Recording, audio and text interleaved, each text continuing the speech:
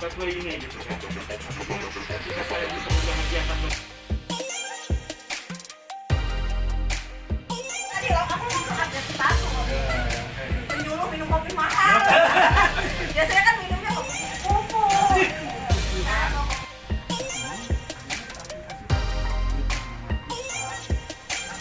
Ya, kami berempat dari komunitas Bogor memang tertarik untuk mempelajari agro. Ya, terutama akhir-akhir ini yang kita dengar adalah pisang via 17. Nah, dari konten dari yang dibuat oleh Pak Iskandar, nah, kita yakin bahwa Pak Iskandar punya ilmu yang mumpuni dalam bidang via 17, makanya kita berguru ke sini. Kita ingin mengembangkan, dan kebetulan satu visi kita ya untuk memberdayakan ekonomi masyarakat, membuat masyarakat bisa bahagia. Itulah visi dan tujuan kami untuk mengembangkan pertanian khususnya via 17. Barangkali nanti dari Pak Iskandar ada varietas-varietas unggulan, kita juga ingin seperti Pak Iskandar bisa mengembangkan, bahkan bisa membuat Indonesia lebih baik lagi dengan percobaan yang kita akan lakukan, treatment yang kita lakukan. Dengan sharing seperti ini, kita menjadikan ya, pertanian kita lebih maju.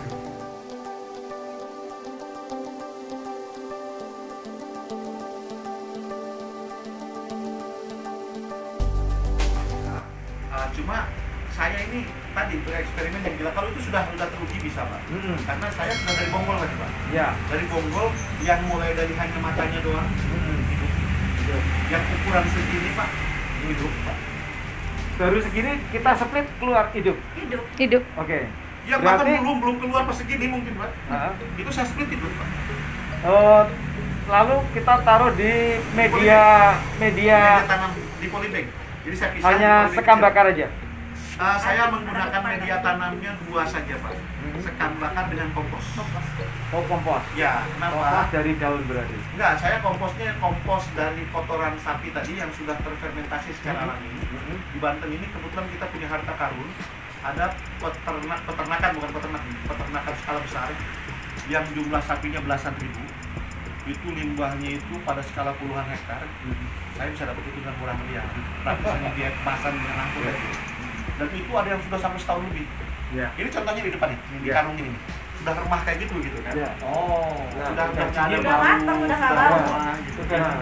Maksud Nah, saya asal dingin. kalau dari kalau dari induk yang 3 bulan ini tadi, begitu dia keluar misalkan 15 cm, kita ambil 15 cm, kita ambil, itu kan dia kan tidak mempengaruhi induknya Pak. Tujuannya kita ambil itu kan supaya tidak berpengaruh pada induknya. Itu betul nggak Pak? Betul. Dua hal berarti ini. Yang pertama bahwa anakan bisakah diambil ketika masih kecil bisa. Yang kedua kan ini kan kalau dibiarkan besar akan mengganggu induk ya. Betul. Ada asumsi seperti itu. Ya. Saya bilang ini asumsi meskipun itu kata pakar gitu. Ya, Saya katanya. punya asumsi yang lain bahwa meskipun itu si anakan dia akan masih terhubung dengan induk, tapi dia juga punya akan sendiri kalau sudah sebesar itu. Kalau sudah besar. Ya.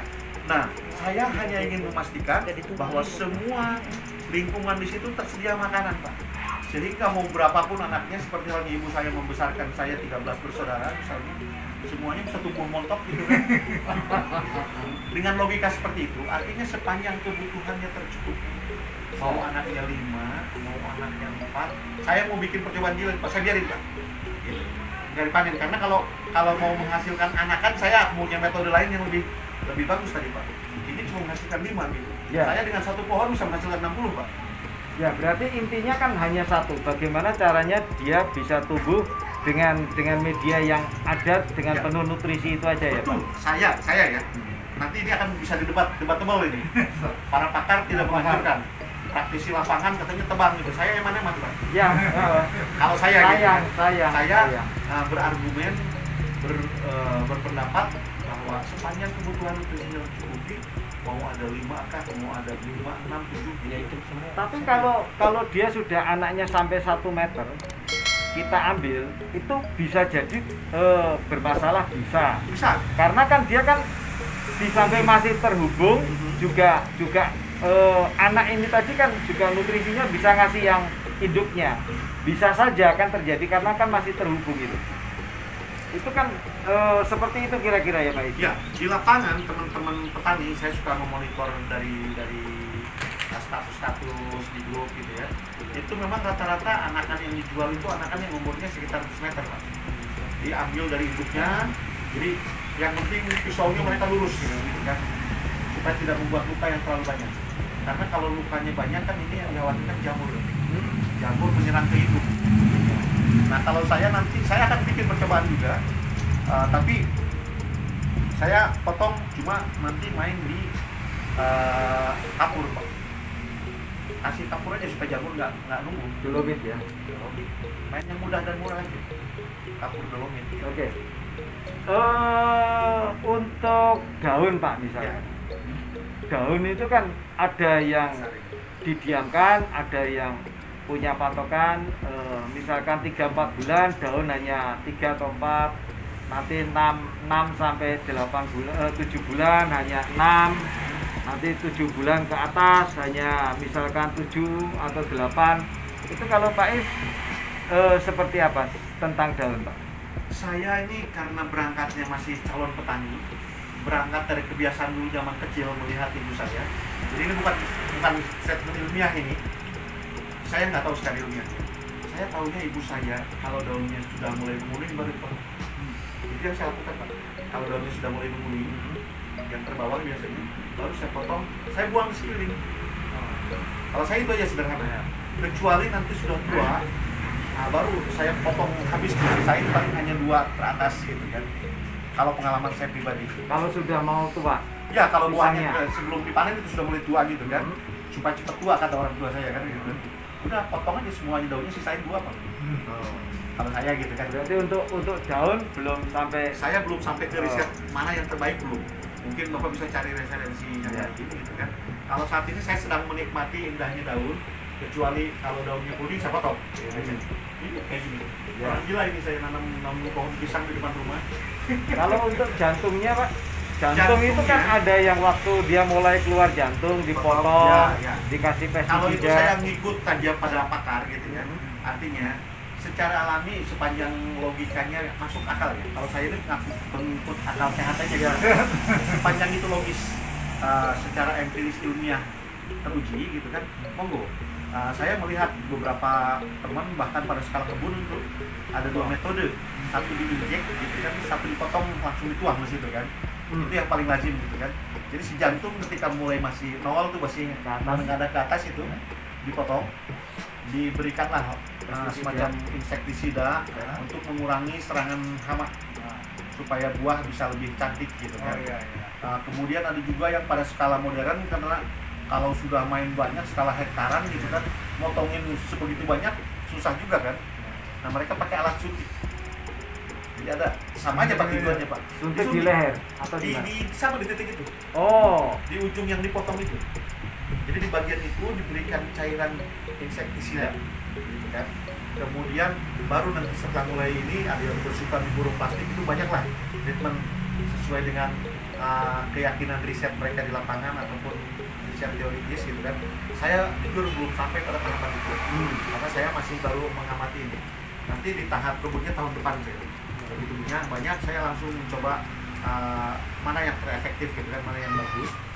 Tapi saya meyakini nggak mungkin pada skala perkebunan mereka melakukan itu kalau tidak teruji secara ilmiah, secara bisnis menguntungkan gitu kan.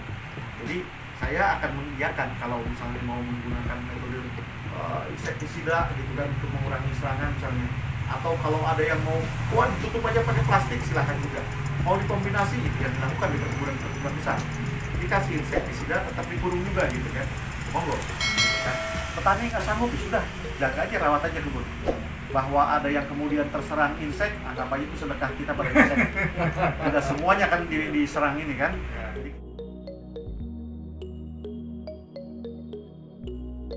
Ada matahari. Jadi barat timur 3 supaya matahari bisa masuk pada sela-sela itu, 2,5 pada utara selatan.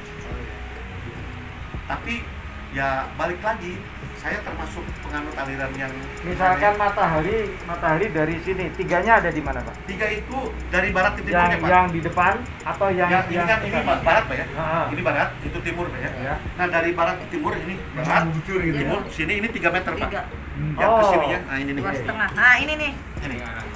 Ini arah matahari 3. Ini ke sini 2,5 Pak. Kenapa? Masuk akal Pak. Karena matahari dengan jarak 3 ini akan bisa menyinari sela-sela pohon ini gitu Pak. Karena bagaimanapun bakteri penghambat tanaman, mikroba yang menghambat yang tidak ini akan tereliminasi oleh sinar matahari ini gitu ya. Sekaligus proses pemanfaatan pupuk alamiah juga kan akan terbantu dengan matahari, plus dengan jarak 3 ini daun kan semuanya dapat matahari, tidak ini gitu kan logikanya. Tapi saya nanti di lapangan akan bikin yang ekstrim ya. Saya mau bikin percobaan, kalau misalnya saya bikin 1 meter rapat. Ini aja ini kan nggak nyampe 2 meter Pak, 1,5 meter ini. Ini ada referensi kaitannya sama yang daun tadi Pak. Ya. Jadi kalau seumpama daun tadi kenapa kok kita potong sebagian supaya tidak terlalu banyak? Itu kan sebetulnya kan makanan kan tidak harus melalui daun kalau dia berfotosintesis. Jadi bisa dari nutrisi dari bawah yang kita kasih.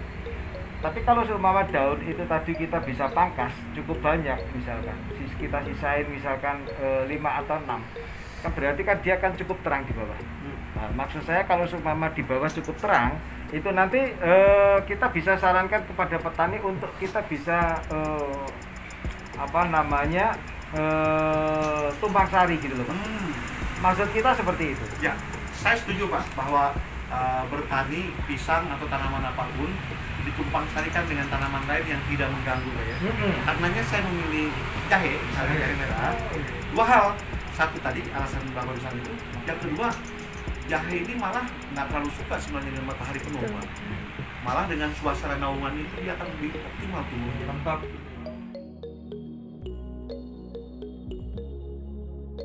Ada referensi ilmiah dan ada referensi praktis empiris. Referensi ilmiah menyebutkan bahwa setiap tanaman apapun itu, kalau dia adalah hibrida, maka dia hanya bagus stabil karakteristiknya sampai dengan F7 Pak, generasi ke-7. Jadi tinggal kita hitung nanti ini generasi keberapa gitu kan. Nah, itu kan yang susah dicek Pak. Kalau caranya dicek gampang kalau saya. Karena saya nanti kalau sudah bermain serius kan kita main dengan bibit kultur jaringan Pak. Oh, itu kultur jaringan Kultur kita anggap aja itu F2 misalnya Pak. Kultur jaringan itu masuk begitu jadi dia F1 atau F2? Makanya sebelum kita asumsikan aja itu F2, nggak mungkin F1 Pak. Oh, F2 atau F3 Pak. Artinya kalau kita asumsikan itu F3, karena kita juga nggak tahu persis kan riwayat awal ini ya. Supaya gampang aja, saya nggak ingin terjebak dengan teori yang bikin rumit. Ya. Kita di lapangan bikin sederhana aja. Ya. Maka saya hanya akan menggunakan maksimal 1 bibit itu sampai anakan yang keempat. 4 generasi. Ya. Udah itu aja. Setelah itu bongkar habis tanaman. Ya, kami ini dari Bogor. Kami ada semacam perkumpulan, kami memberi nama itu AFM. Namanya Agroformation. Misinya yaitu untuk mensejahterakan banyak orang. Masyarakat yang memiliki ekonomi yang rendah, kita bisa dampingi, kita bisa didik, sehingga melalui agro atau pertanian ataupun peternakan, perikanan itu menunjang ekonomi sehingga ekonomi mereka menjadi baik. Kalau ekonomi baik, saya meyakini masyarakat pun akan jadi baik juga dalam bertingkah laku ataupun berpola dalam kehidupan bermasyarakat. Itu tujuan kami, dan kami pure murni. Kami ini hanya tujuannya untuk membantu, itu saja. Maka dengan melihat channel YouTube dari Pak Iskandar kemarin, kami tertarik sehingga dari Bogor kami datang ke sini ingin sharing bersama, ingin saling berbagi, dan kami saat ini sangat-sangat terberkati, banyak sekali ilmu yang kami terima dari Pak Iskandar. Bahkan bersyukur ya diterima dengan sukacita. Wah, luar biasa Pak Iskandar dan teman-teman semua ya. Oke, thank you. Ya, terima kasih. Hari ini saya sangat bersyukur karena kedatangan teman-teman dari Bogor. Tadinya saya juga nggak tahu ini apa yang membuat teman-teman mau datang jauh-jauh dari Bogor. Tapi rupanya memang Tuhan menakdirkan kita berada dalam satu track yang sama. Kita punya niatan yang sama, ingin membantu masyarakat di level yang terbawah, yang konon adalah penghuni terbanyak di negeri ini. Sebagian besar petani adalah penduduk Indonesia, atau dibalik penduduk Indonesia itu sebagian besar petani. Tapi kalau ada sumber masalah ya dari situ lah. Kemiskinan berawal di titik terbawah. Karenanya kita kebetulan sama punya misinya, ingin membantu mensejahterakan masyarakat terbawah ini. Dan Banten adalah salah satu daerah yang menjadi kantong kemiskinan ini yang menjadi keprihatinan. Semoga dengan bisa berkumpul seperti ini, kita bisa sharing. Pada hari ini kita sharing bagaimana menjadikan produk-produk agro, terutama via 17 pisang yang sedang kita kembangkan, mungkin dengan beberapa yang lain seperti ada alpukat unggulan dari Banten yang menjadi komoditas unggulan nasional, yaitu yang Lebak. Saya juga punya beberapa produk komoditas varietas unggulan nasional yang dikembangkan oleh Balai Penelitian Buah Tropika di Solo. Dan ini mungkin bisa kita kolaborasikan. Hari ini kami bersepakat untuk berkolaborasi ke masa depan dengan teman-teman komunitas dari Bogor ini. Ke depan tidak tertutup kemungkinan niatan baik ini bisa menggema gaungnya ke seluruh Nusantara. Kalau lebih banyak anak muda dan anak yang pernah muda seperti kami ini yang menggaungkan pergerakan untuk membantu petani, membantu masyarakat di level terbawah. Semoga kita bisa berharap ke depan Indonesia sejahtera itu bukan hanya mimpi, bukan hanya jargon, tapi bisa menjadi sesuatu yang berwujud nyata, di mana nanti masyarakatnya bisa lebih sejahtera, bisa menikmati kehidupan yang layak tanpa harus terlalu jauh keluar dari rumah. Itu mungkin. Semoga ini menjadi awalan yang baik, bisa menjadi titik temu dari berbagai perbedaan, tapi kita tidak ingin meributkan perbedaannya. Kita ingin lebih berfokus pada kesamaan niatan, kesamaan misi, bagaimana kita bisa melakukan hal-hal kecil untuk membantu masyarakat yang lebih banyak. Saya kira itu mungkin niatannya. Semoga ini diridhoi oleh Tuhan, niatan baik ini, dan semoga ini bisa menggaung dan bisa memberi inspirasi buat anak-anak muda, buat semua teman-teman di Indonesia yang saya yakin banyak yang punya niatan yang sama, tapi mungkin belum tahu caranya. Semoga ini bisa menjadi inspirasi bagaimana memulai itu tidak harus dengan hal-hal yang besar, tapi bisa dimulai dengan hal-hal yang kecil, bisa dimulai hari ini, bisa dimulai dari diri kita sendiri. Saya kira itu mungkin. Sekali lagi terima kasih untuk Pak Paul dan teman-teman, Pak Paul, Pak Agus. Pak Agus tadi dari S3, tadi saya S4. Oh, Trinity University. Saya kira itu ya. Mantap.